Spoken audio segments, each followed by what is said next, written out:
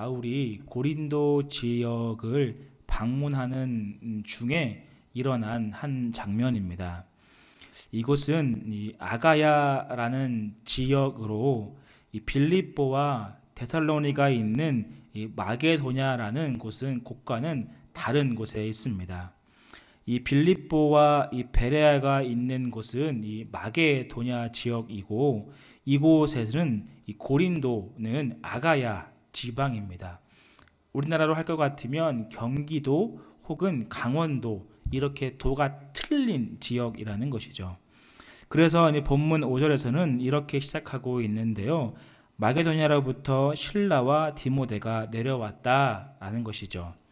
이 말은 바울과 실라, 디모데가 잠시 헤어졌다라는 것인데, 그 이유는 이 마게도냐 땅이었던 베레아에서 소동이 벌어졌기 때문입니다.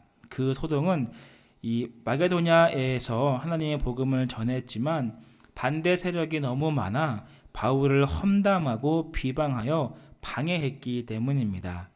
그래서 바울은 급하게 아가야 지방으로 피신하게 되었고, 남은 실라와 디모데는 얼마간 이 마게도냐에서 지내게 되었습니다.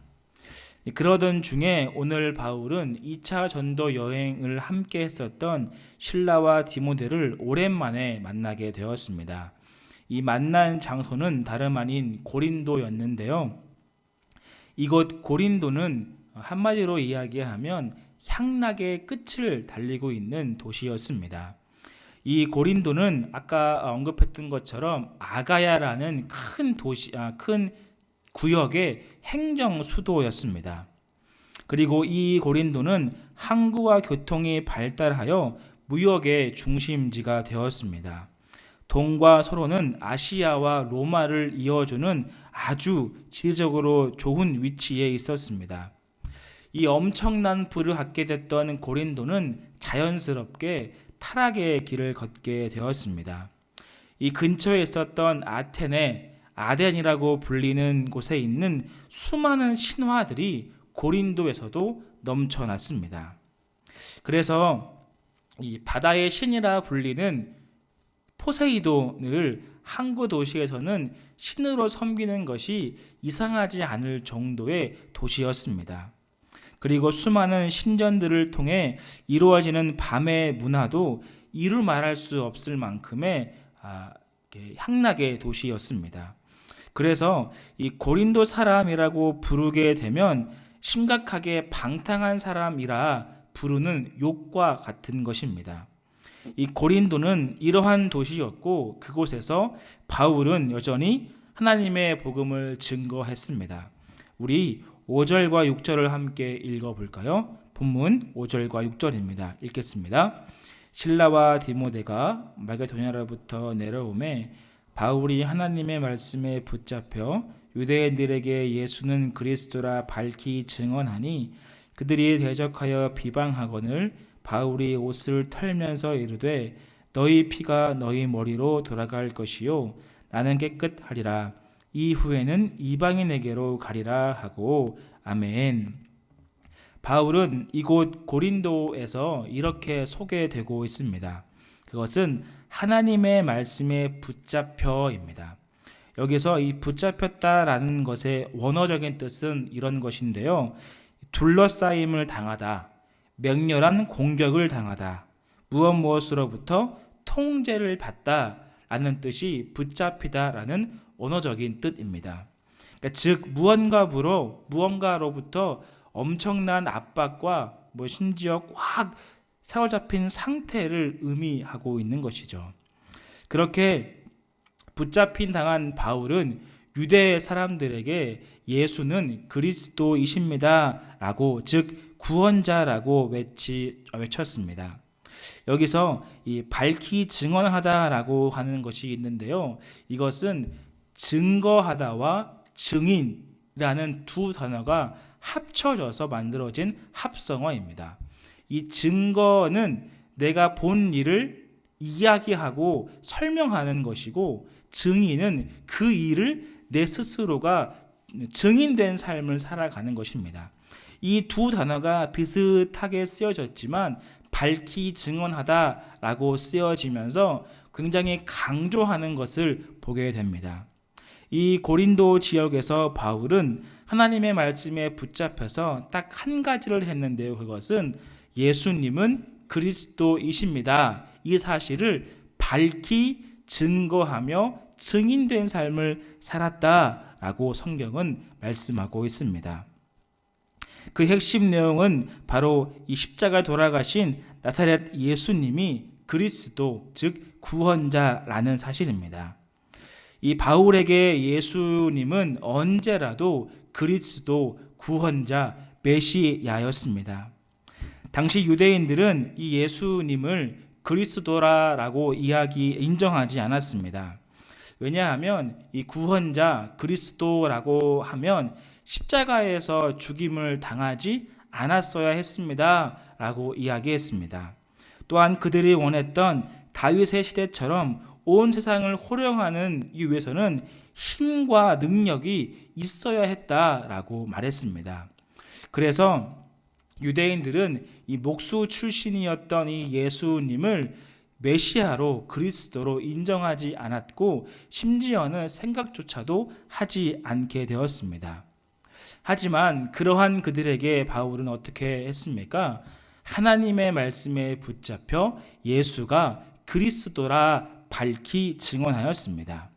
언제라도 무슨 일이 있어도 예수님은 그리스도다라고 바울은 외쳤다라는 것이죠. 이 불굴의 의지처럼 보이는 원동력은 바로 붙잡힘을 당했기 때문에 가능한 것입니다.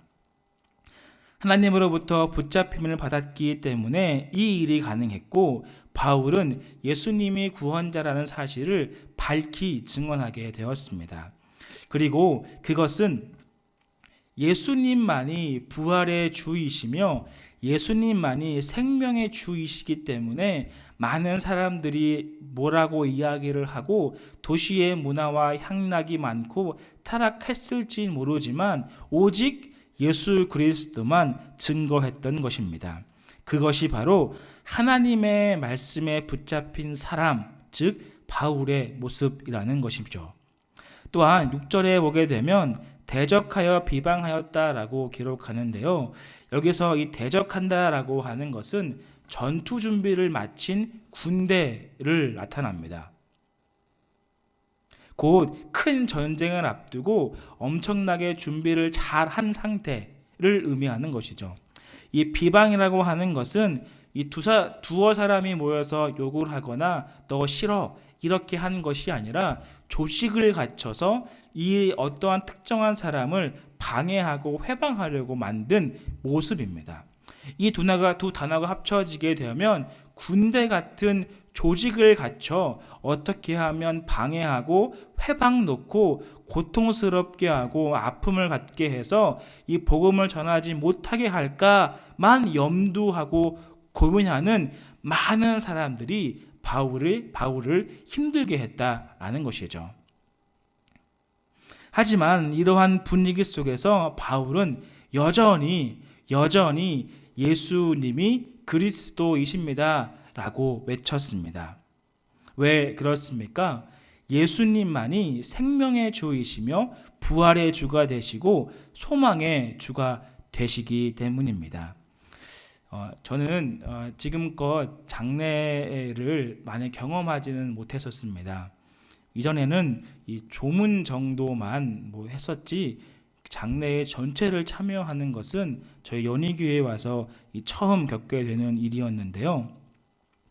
이 처음 장례를 집례했을 때의 그 마음의 어려움과 어떠한 이 중압감, 무게감은 어떠한 설명하기 어려운 감정이었습니다. 지금도 이 중압감과 혹은 이 마음의 어떤 어려움들은 없어진 것은 아니지만 참 마음이 불편하고 어려웠던 적이 많았었습니다. 누가 그 시기에 위로할 수 있겠습니까? 어떠한 미사오구를 사용해서 그들을 위로하거나 그들에게 품을 수 있는 것이 없었을 것입니다. 하지만 우리가 위로받는 이름이 하나 있는데요. 그것은 바로 예수 그리스도라는 것이죠. 왜 그런가요? 예수님만이 부활의 주이시고 예수님만이 생명의 주이시며 예수님만이 소망의 주가 되어주시기 때문입니다.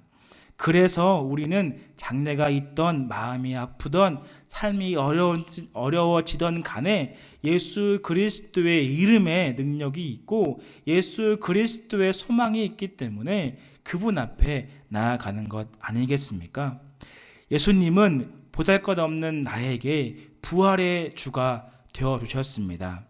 그리하여 저뿐만이 아니라 여기에 모여있는 모두에게도 구원자가 되어주셨습니다. 위로받을 길 없는 사람들에게 위로의 주가 되셨고 엎드려져 있고 낭망하는 자들에게 다시 일어설 수 있는 힘과 원동력이 되어주셨습니다.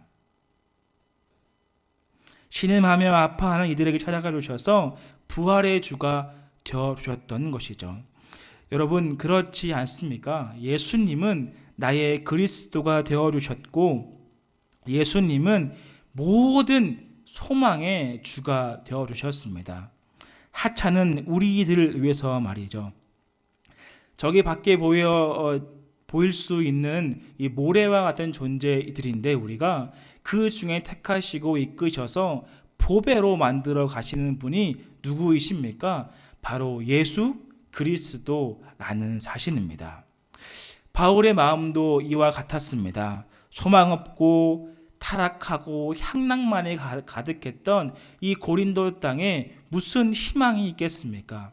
무슨 소망이 있겠고 무슨 생명이 있겠습니까? 하지만 바울이 경험하였던 예수 그리스도 부활의 주가 되시며 생명의 주가 되시는 분이 한 분밖에 없음을 기억하고 그들에게 안타까워하는 마음으로 소망의 주를 전했던 것입니다. 고린도 사람 같네라고 하면 최악의 욕이 되는 이 도시에서 오직 예수님만을 증거하였습니다. 유일한 희망과 유일한 구원자가 되어주시기 때문입니다.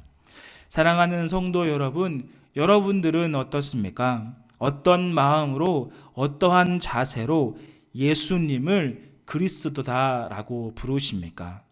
얼마나 하나님께 붙잡혀 살아가는 인생을 살아가고 있습니까?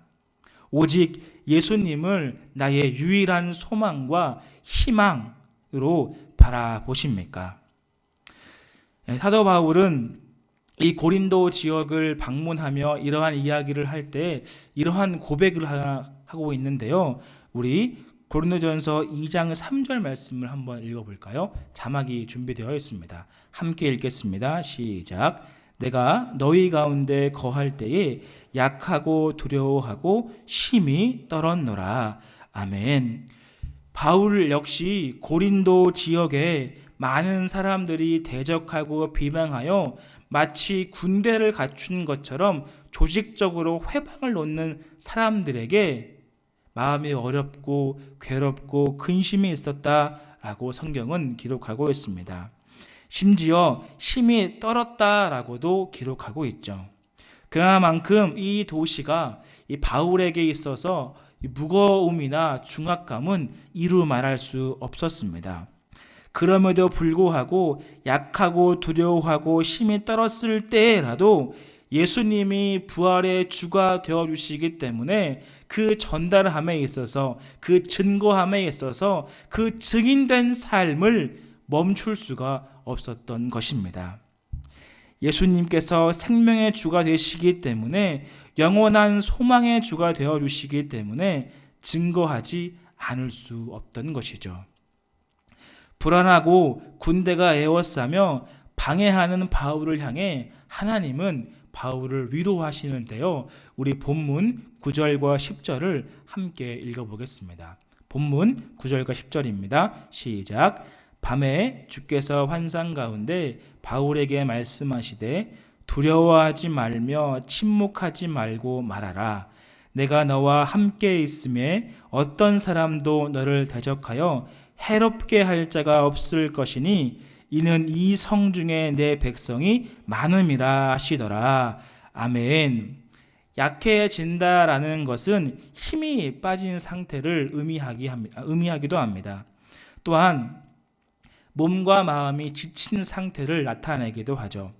그러나 더욱 중요한 단어는 심적으로, 마음적으로 고통당하고 있다라고 하는 것이 약해졌다라는 뜻입니다. 이 조직적으로 비방하며 군대가 전열을 갖춘 것처럼 방해를 한다고 하면 그 어떤 누구라도 약해지고 넘어지고 엎드러질 것이며 낭망하고 혹은 슬퍼할 것입니다.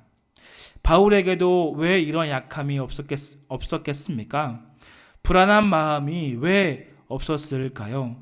내려놓고 싶은 생각은 또 왜 안 들었을까요? 왜 이 모든 것들을 포기하고 싶어 하지 않았을까요?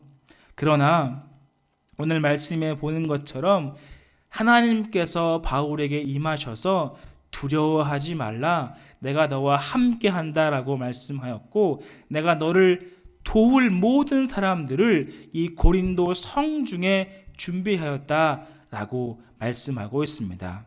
고린도는 어떤 지역이라 소개했습니까?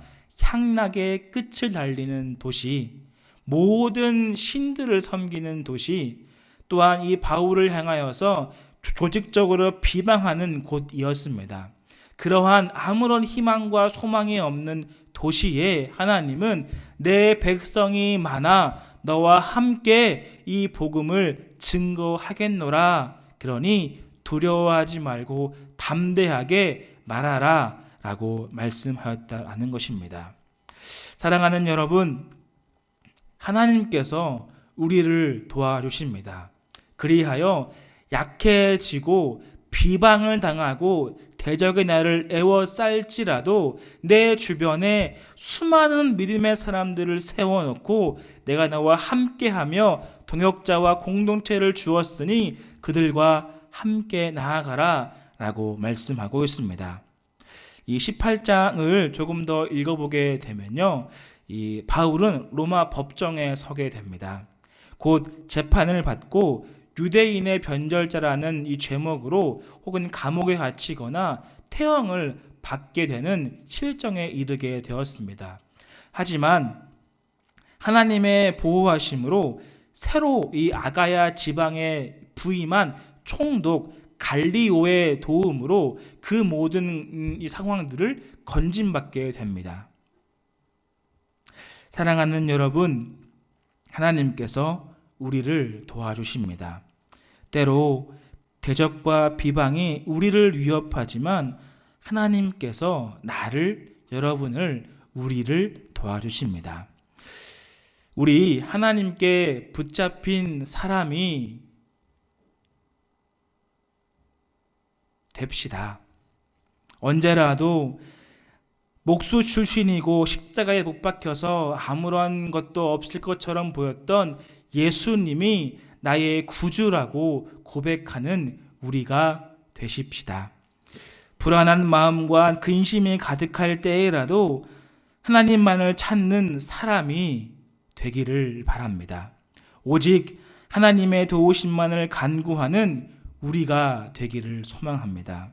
오늘 이 밤에 하나님의 도우심을 구하는 우리가 되길 바라며 하나님께 붙잡힌 사람이 되어 비방과 걱정과 근심과 아픔과 문제와 어떠한 상황 가운데 처해 있을지라도 하나님께서 이 성중에 내가 너와 함께할 백성을 두어 주었다라는 이 말씀을 의지하여 위로받고 또한 두려워하지 않는 우리가 되기를 바랍니다.